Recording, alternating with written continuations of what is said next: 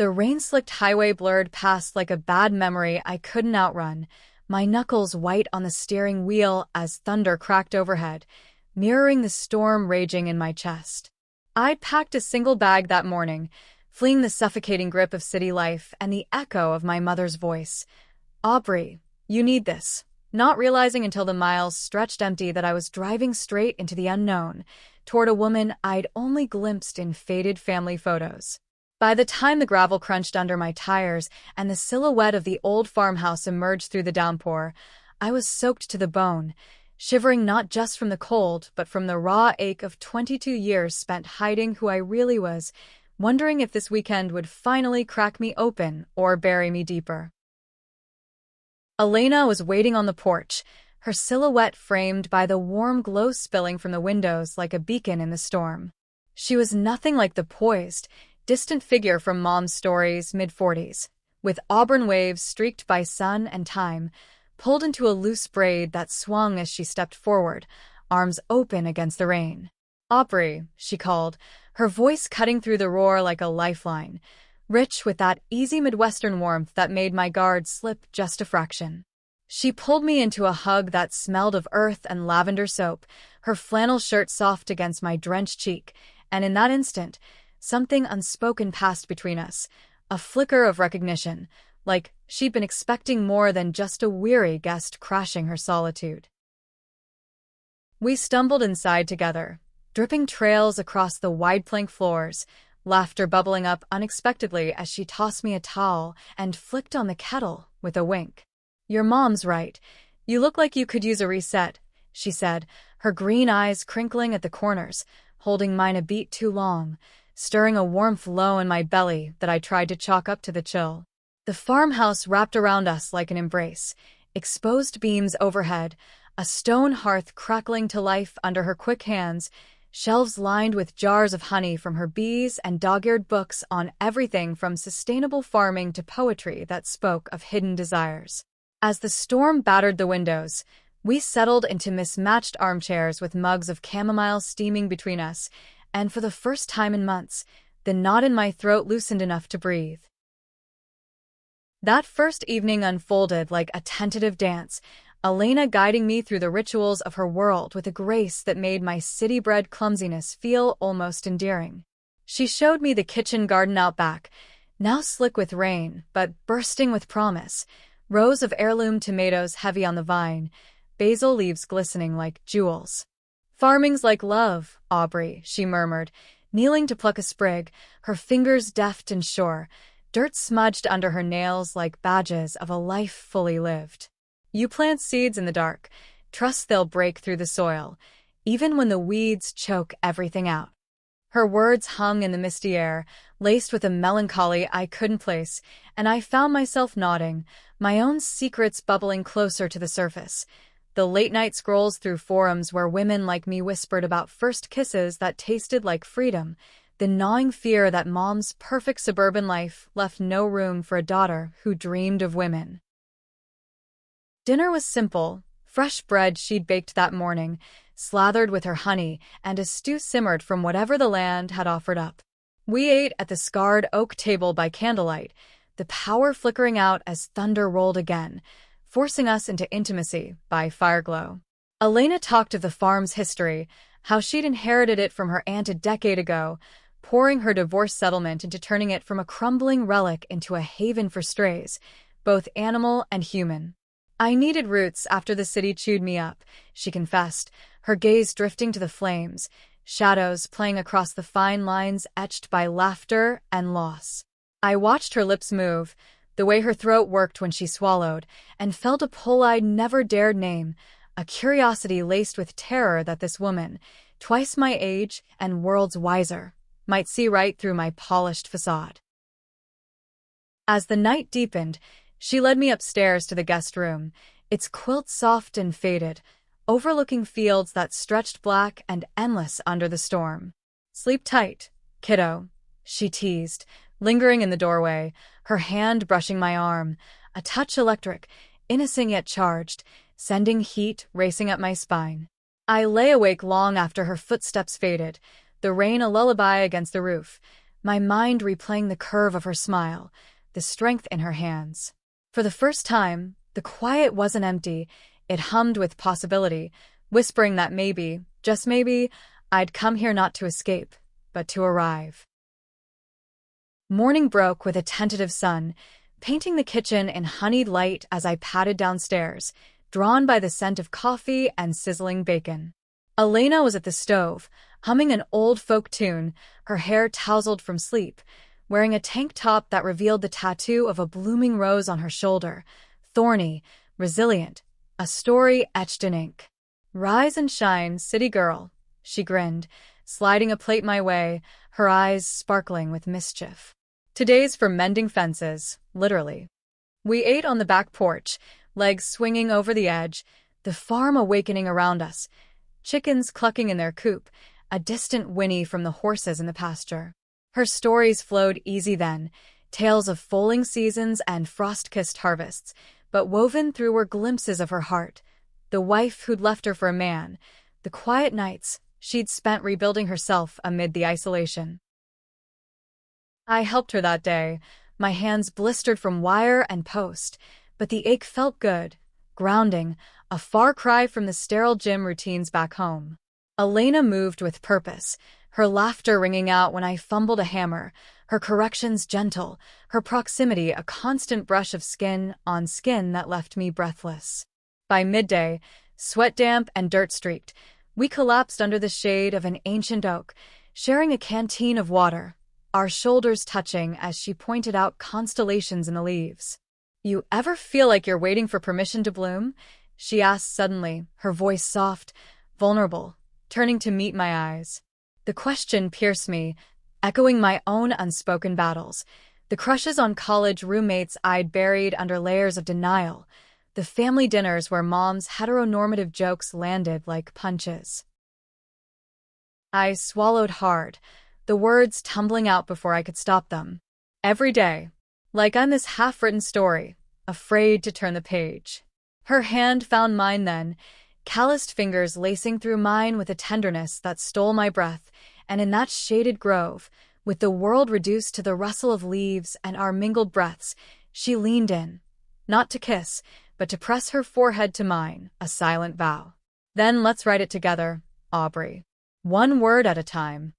The air thickened with unspoken longing, the line between mentor and something more blurring like mist over the fields, and as we rose to finish the work, I carried that touch like a secret flame, warming the corners of my soul I'd long kept in shadow.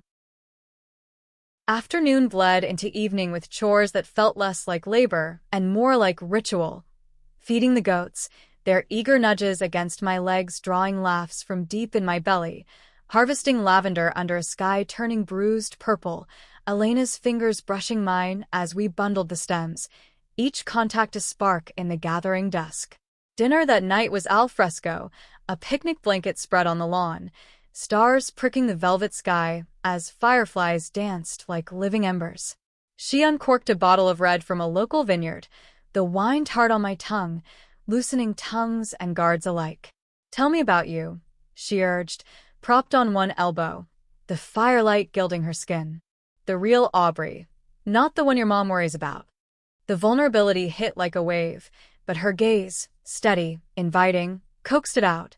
The marketing job in Chicago that paid well but drained my spirit, the parade of blind dates with men that left me hollow, the stolen moments watching women in coffee shops, wondering what it would be like to trace the curve of a jaw with lips instead of eyes. Elena listened without judgment, her hand resting on my knee, an anchor in the tide of confession. When I faltered, tears pricking, she shifted closer, her thumb wiping a stray drop from my cheek. "Darlin', love isn't a straight line. It's a winding path through the wild. And yours? It's just starting to flower." Her words wrapped around me, healing fractures I hadn't named, and as the night cooled, we lay back on the blanket, shoulders pressed, tracing constellations with whispers that grew heavier, laced with what-ifs and maybes. Sleep came fitful that night, dreams tangled with her scent, her touch, waking me before dawn with a restlessness that pulled me from bed. The house was still, But a light glowed from the barn, drawing me out in slippers and a borrowed robe, the grass dewy underfoot. Elena was there, silhouetted against the lantern, brushing a mare's coat with long, soothing strokes, her face etched with quiet sorrow. "Couldn't sleep," she murmured, not turning, as if sensing my approach like the animals did hers. I nodded, leaning against the stall, watching the rhythm of her hands, the way the horse leaned into her care. "Old ghosts," she admitted after a pause, setting the brush aside. "Anniversaries sneak up. Today makes 10 years since she left. Said she couldn't love a woman who loved the land more than the spotlight." Her pain mirrored mine in ways I hadn't expected, a bridge across the years between us, and I stepped forward, wrapping my arms around her from behind, cheek to her back, feeling her heartbeat steady against my palm. She stilled, then turned in my embrace, her hands cupping my face, eyes searching mine with a depth that unraveled me. "Aubrey," she breathed, the space between our lips shrinking to nothing, and when they met, soft, tentative, tasting of salt and sweetness, the world narrowed to that kiss, a revelation blooming fierce and true. It deepened slowly, her fingers threading through my hair, my body arching into hers, the barn's hay-scented warmth enveloping us like approval from the earth itself. We broke apart gasping, foreheads touching, her whisper fierce. "This, us, it's real. Don't run from it."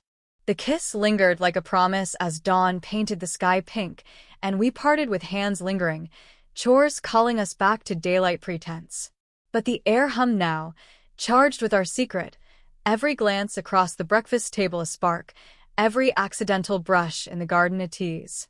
Elena taught me to milk the cows that morning, her body close behind mine, guiding my hands on the pail, her breath warm on my neck as she murmured encouragements that sent shivers unrelated to the chill.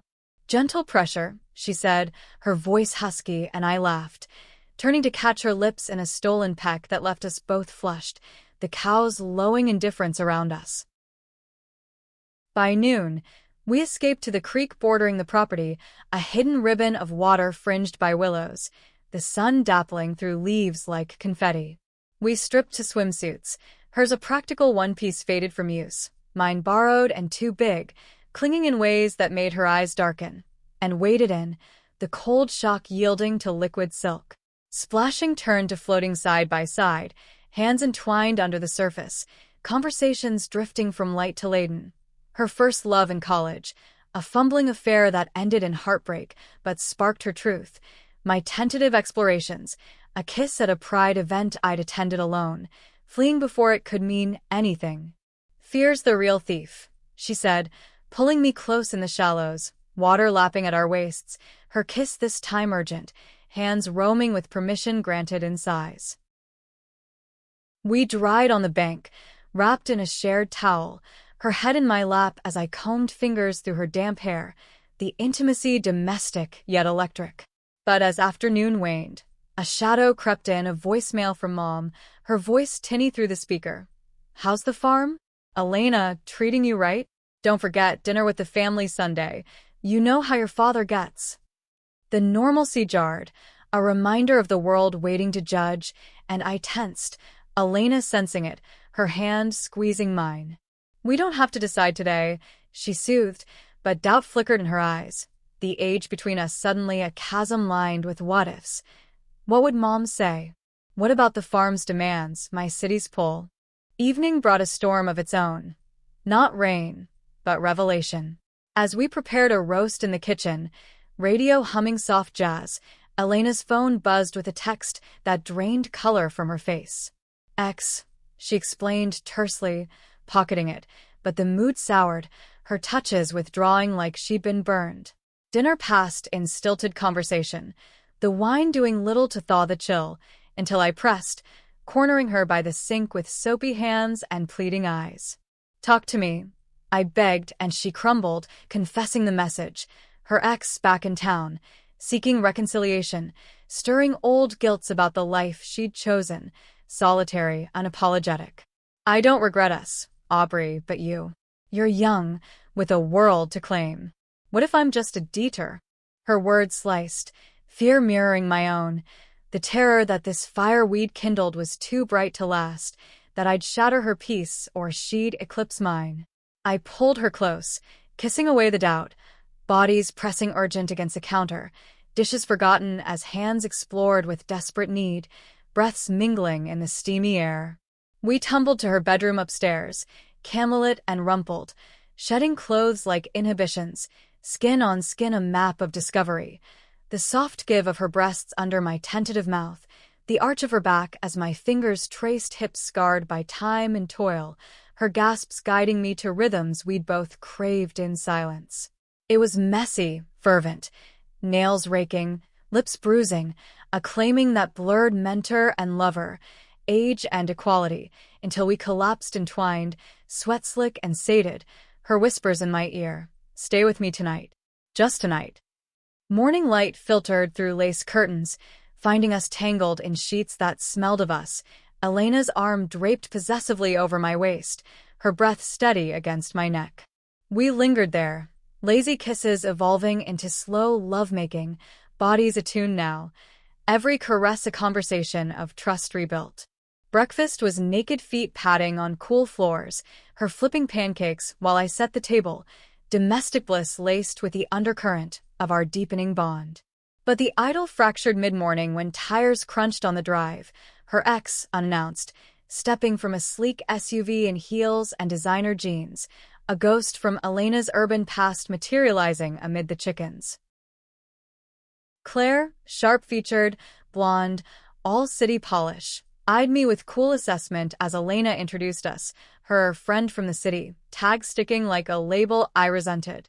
Tension crackled over coffee she declined, her visit a ploy to talk things through, dredging up shared history, the apartment in Seattle, the fights over Elena's dream to flee to the farm, the bitter divorce papers signed in haste. I hovered on the edges, fetching cream, my heart pounding as Claire's hand lingered on Elena's arm, her words honeyed poison. "You are always too good for this dirt, love. Come back. We could start over." Elena's jaw tightened, her glance my way a plea, and I excused myself to the garden, thorns pricking as I yanked weeds, jealousy and insecurity twisting like vines. Hours dragged, their voices murmuring from the porch, until Claire left with a parting shot. "Think about it for both your sakes." Tires spitting gravel like accusations. Elena found me in the barn later, hayloft refuge, her face storm-torn. "She's wrong," she vowed, climbing up to pull me into her lap, kisses fierce to erase the intruder's shadow. "You're not a detour. You're the horizon I've been chasing." We made love there amid the bales, urgent and raw, her body pinning mine in affirmation, cries muffled in straw as release came like catharsis. But doubt lingered, seeding the afternoon's quiet. A walk through the orchards where apples hung heavy, her stories of building this life alone now tinged with fear of losing it to love's risks. As dusk fell, we confronted it head-on by the fire, wine glasses clinking like toasts to courage. "I'm scared too," I admitted, knees drawn up, her hand tracing patterns on my thigh. "Mom's world. It's small, judgmental. And you, God, Elena, you're everything I've never let myself want." Tears came then, mutual, her confession spilling, the isolation of being out here, proudly queer but achingly alone, the ex's return a reminder of compromises she'd refused. "But with you, it's different. Real. Worth the fight." We sealed it with a kiss that promised battle, bodies joining once more in the hearth's glow, slow and sacred, mapping futures in moans and murmurs, the farm's heartbeat syncing with ours. The next day dawned crisp, autumn's edge sharpening the air, and we threw ourselves into work as armor, repairing the old tractor, her teaching me its growl, grease-streaked laughs echoing as I revved it too high, her steadying hands on mine a constant. Lunch was sandwiches under the apple tree, cores tossed like wishes, conversations turning to dreams. What if I visited more? What if the farm became ours? The fantasy thrilled, but reality nipped. My lease in Chicago, her roots sunk deep.